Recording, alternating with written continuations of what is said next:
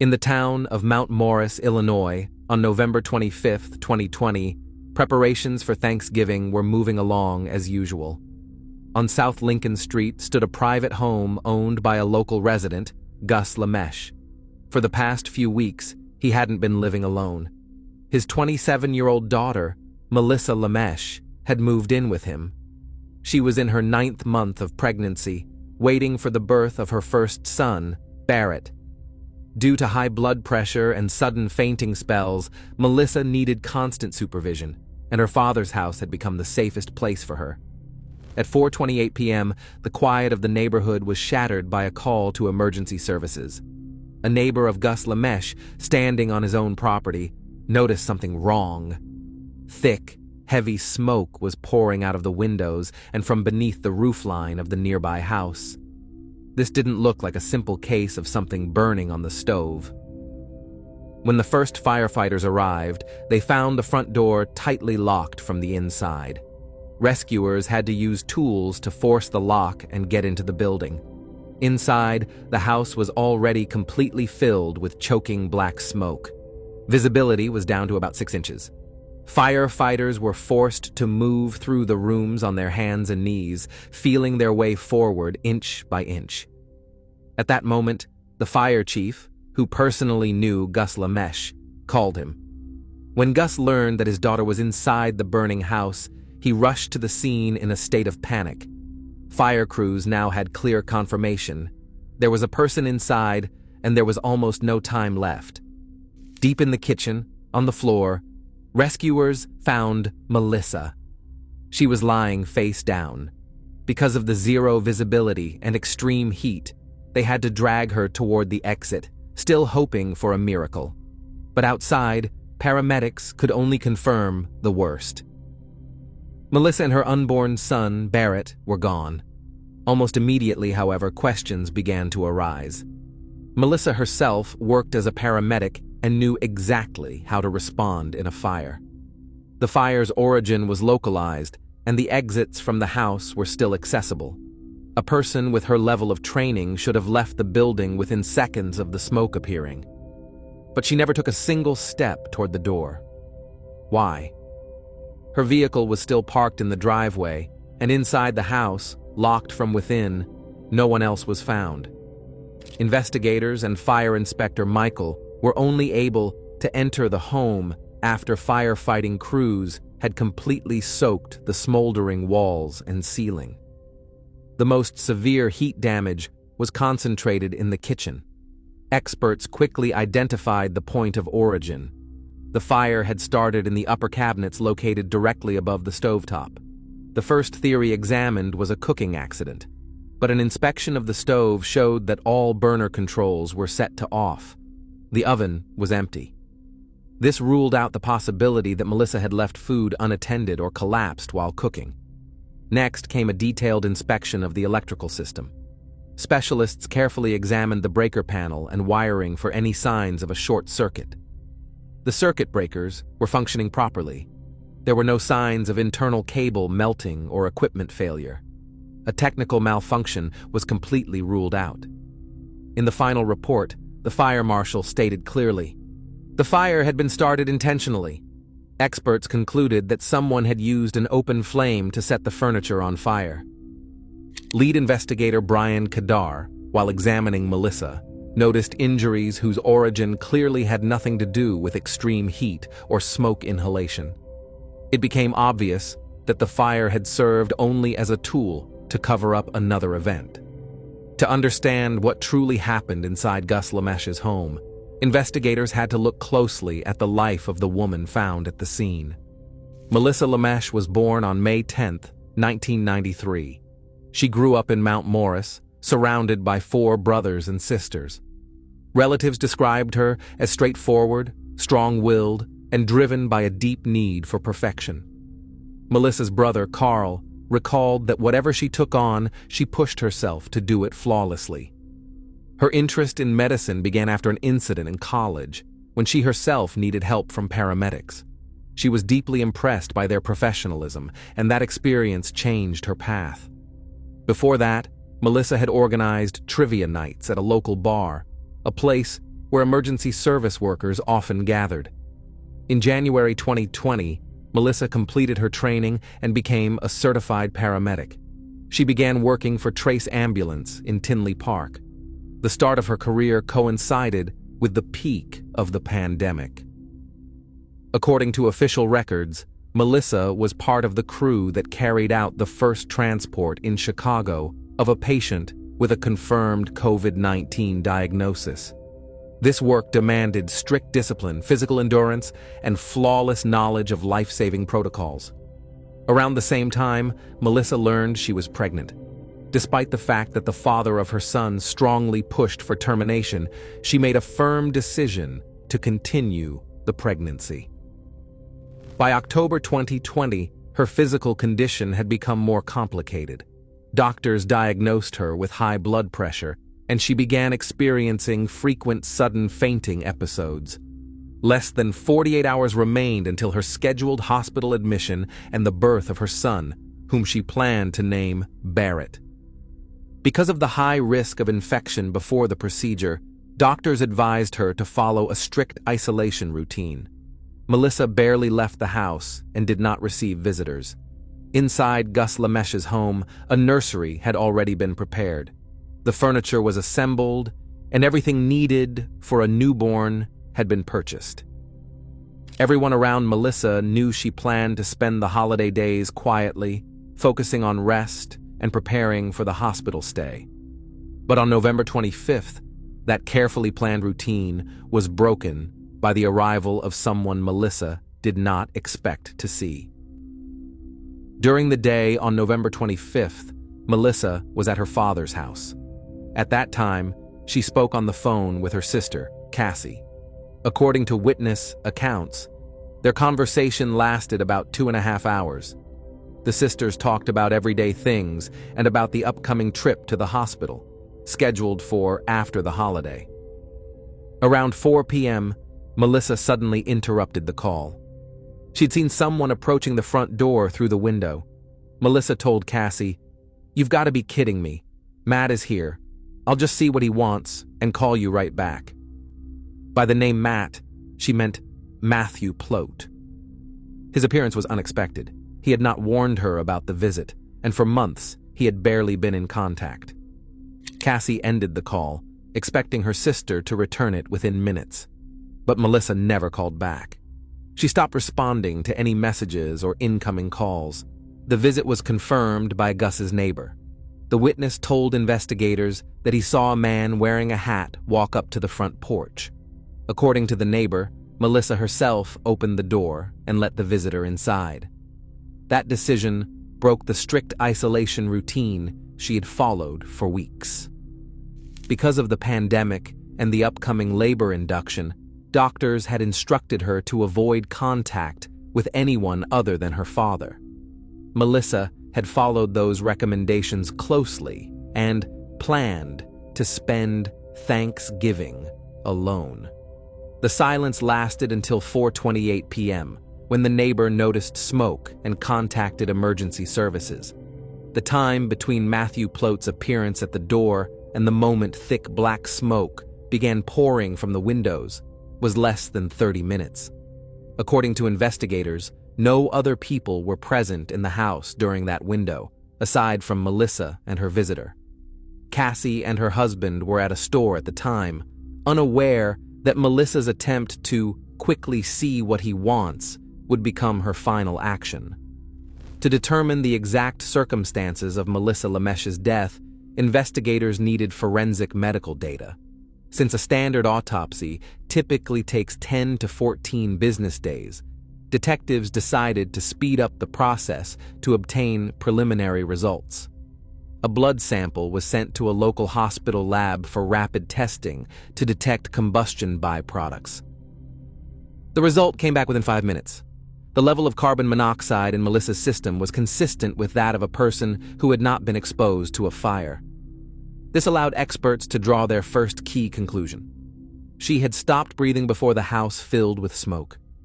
A more detailed examination of the body was conducted on December 8th.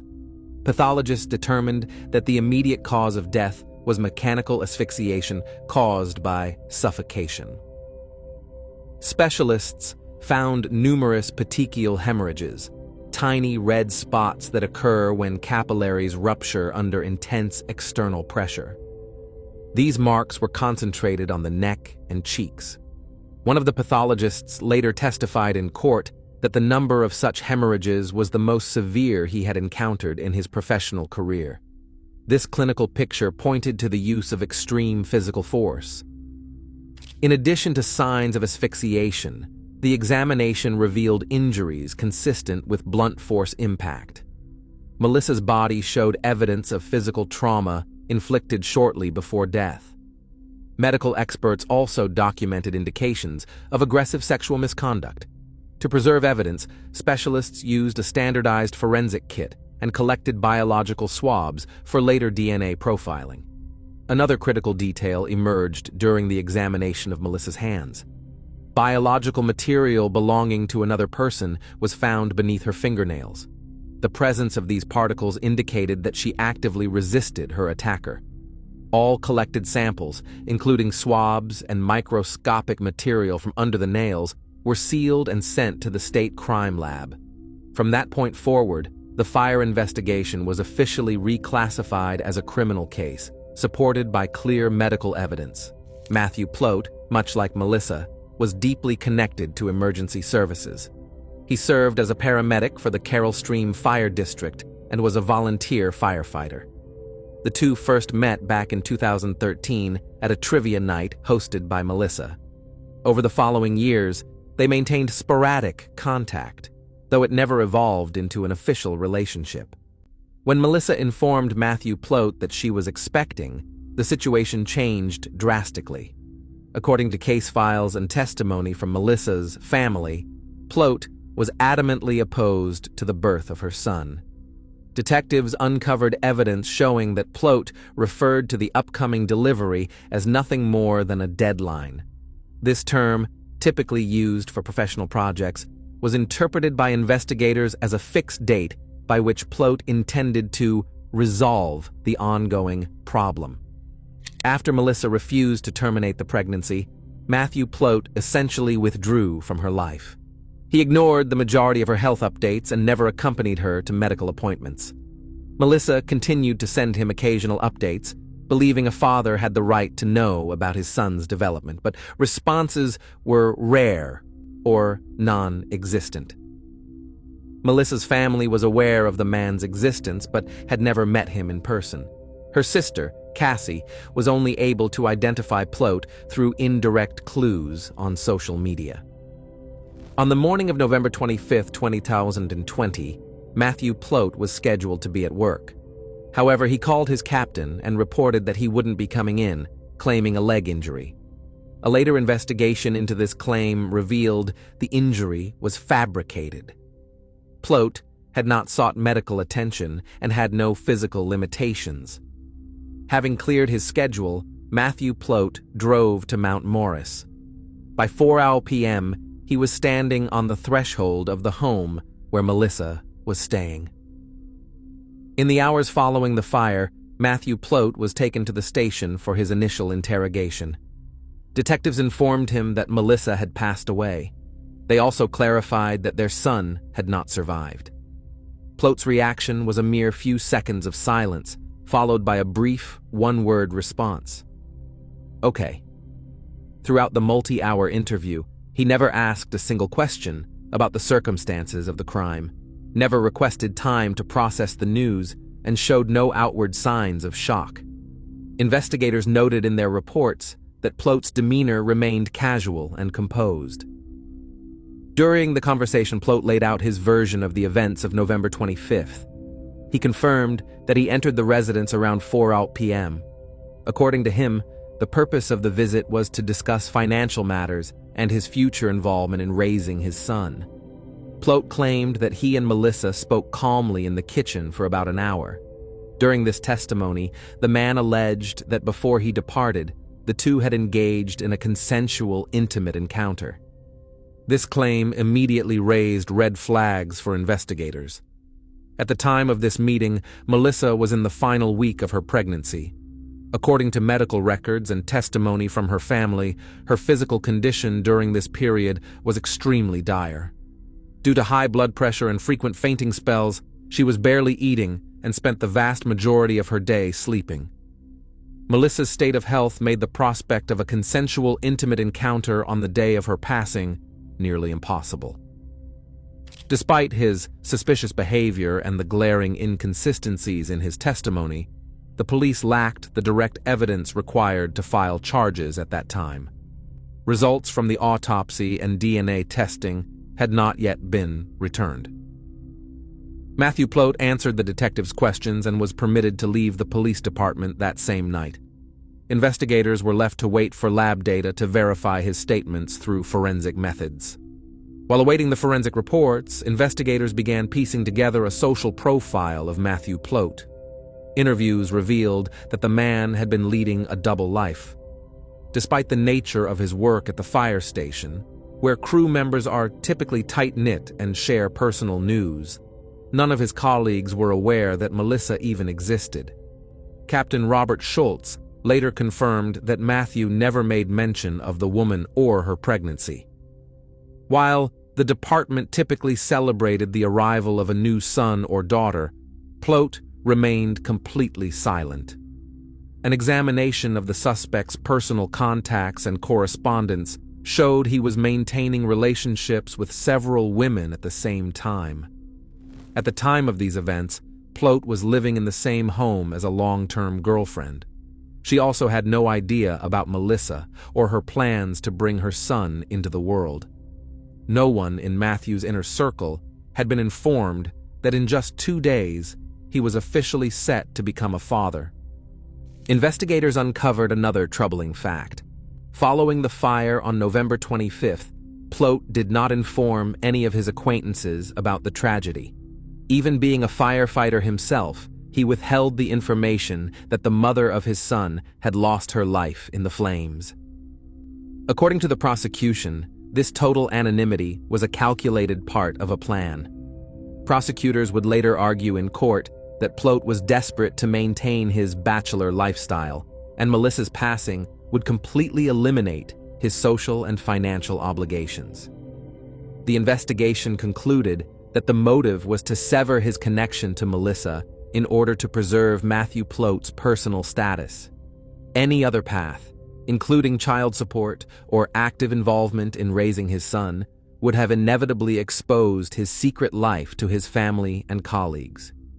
The fire marshal and forensic experts conducted a meticulous analysis of how the fire in the Lime home was set. The point of origin, near the upper kitchen cabinets, suggested an attempt to stage a common household accident. Investigators concluded that the choice of location and method was no coincidence. Matthew Plote, utilizing his skills as a firefighter, understood the dynamics of fire and smoke.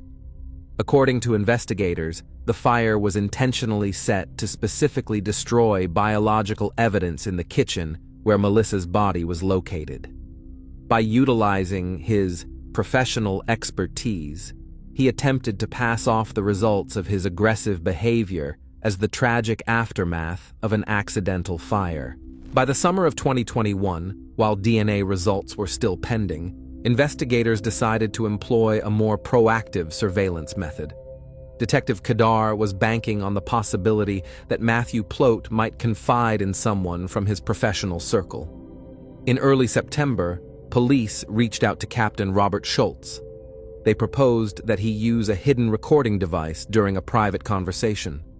While Schultz initially had reservations about participating in the operation, he eventually agreed to assist the investigation. On September 9, 2021, the captain called Matthew Plote into the fire station for a meeting. Operatives placed a recording device on a desk in the office and monitored the situation from an adjacent room. During the dialogue, Schultz repeatedly brought up the passing of Melissa and her son, urging his colleague to come clean about what had happened. Matthew Plote sat across from the captain with his head bowed. He gave no reaction to his superior's words and almost entirely ignored the questions. The audio recording captured only long, heavy silences. The attempt to secure a confession through a trusted associate had failed. It was now clear that the only way to prove guilt would be through the forensic results from the crime lab. In March of 2022, the State Crime Lab finalized its analysis of the biological samples collected from the scene. The forensic results revealed that the male DNA found under Melissa's fingernails belonged to Matthew Plote.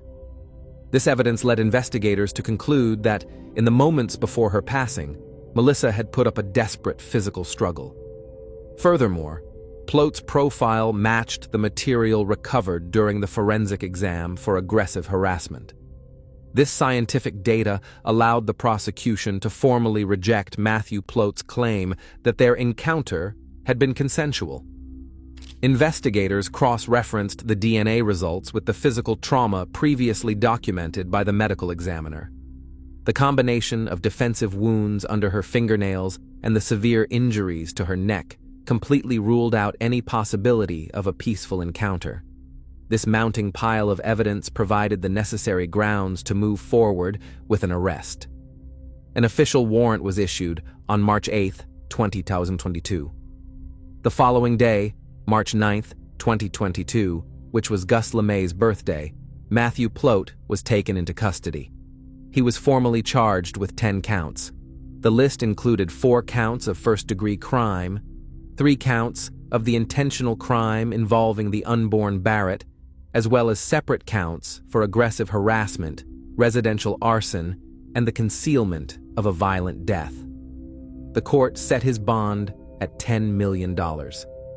In April of that year, the defense attempted to have the amount reduced, citing Plote's lack of a prior criminal record. However, the judge denied the motion, ruling that Matthew Plote posed a significant threat to the community. Leading up to the trial, Plote was held at the Ogle County Jail.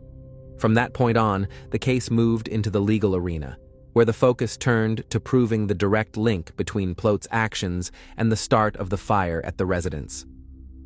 To piece together the events of November 25, 2020, we have to look back at the residence 30 minutes before the first reports of smoke. At 4:00 p.m., Matthew Plote arrived at the house. Melissa had just finished a phone call with her sister and opened the door for her visitor.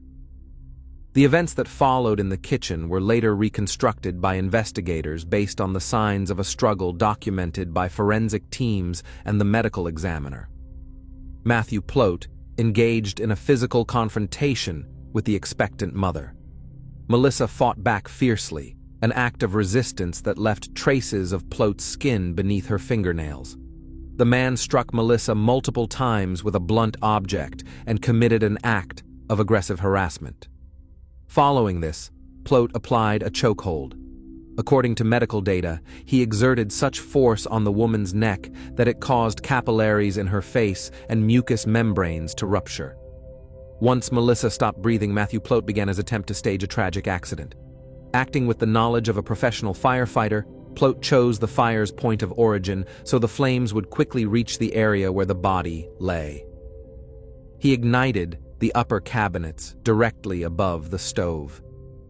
Plote's calculation was that the high heat and thick smoke would incinerate biological evidence and mask the signs of physical trauma to Melissa's neck.